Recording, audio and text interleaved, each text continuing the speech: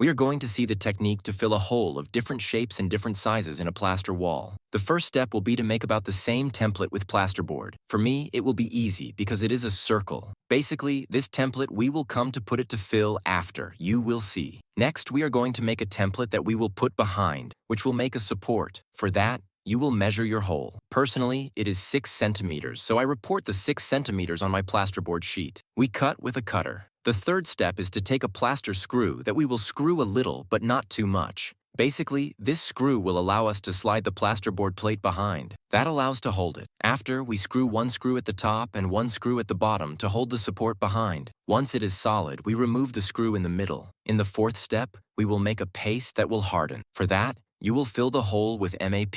Then we put the piece of plasterboard inside. We press. Then with the spatula, we remove the excess of MAP. Once it is dry, we remove the screws. If you see there is a little too much excess, we can slightly scrape, sand. The fifth step is to take a special filler. I prefer to put enough, and then we sand. I personally use grain 180 to have a perfect finish. If you see there are still defects, we put another coat of filler, we let it dry, and we sand again. Personally, I found it was not bad. Moreover, after that, it will be covered with the credenza, so it will no longer be visible. We have a small second technique for much smaller holes. I will tell you quickly. We can do it with filler. You put that in the small holes with a spatula. Then once it is dry, we sand with grain 180 as well. Subscribe for more DIY tutorials. Bye.